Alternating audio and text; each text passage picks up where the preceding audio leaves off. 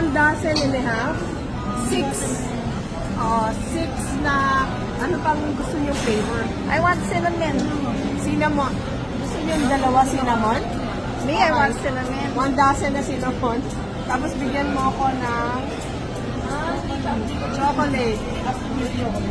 Ha? Yes po. Half yung chocolate. Ano yung drink nyo?